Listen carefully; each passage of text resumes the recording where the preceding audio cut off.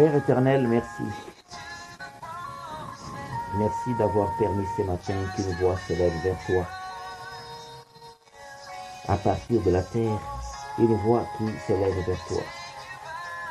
Car il est dit en Ésaïe 30, au verset 18, du haut des cieux, tu parcours du regard sur la terre pour secourir ceux qui espèrent en toi, sans réserve.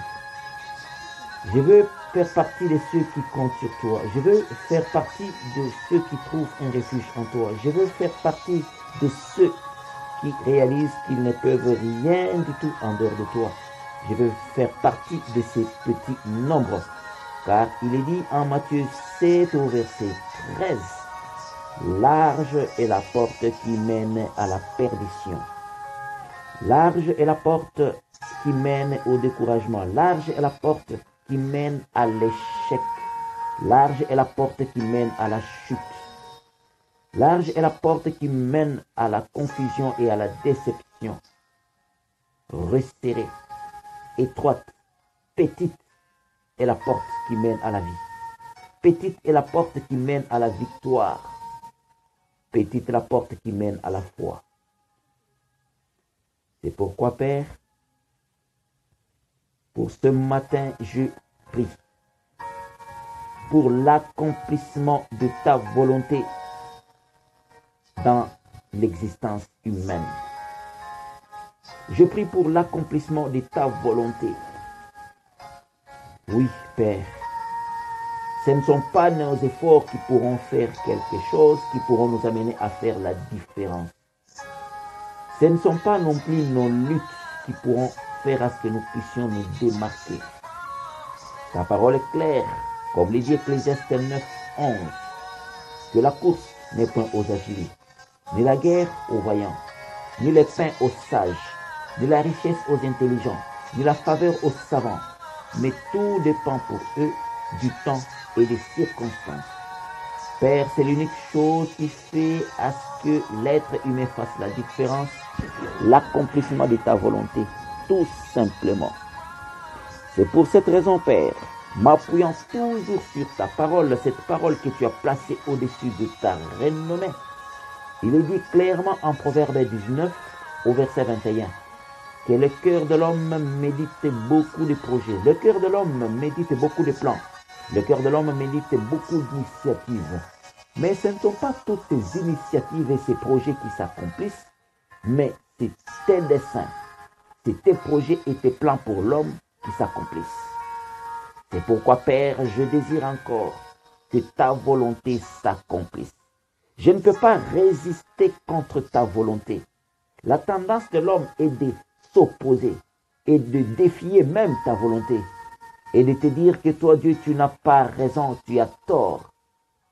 Oui, cette illustration a été bel et bien démontrée quand les enfants d'Israël ont fait leur sortie en Égypte vers la terre promise. En nombre 11, à un certain moment, parce qu'ils mangeaient de la manne, ils ont dit à Moïse que Moïse avait tort de les faire partir de l'Égypte, car en Égypte, ils mangeaient correctement. Ils ont oublié qu'ils étaient esclaves et ils étaient limités. Ils ont oublié qu'ils étaient fouettés chaque jour. Ils n'avaient pas droit à leur liberté.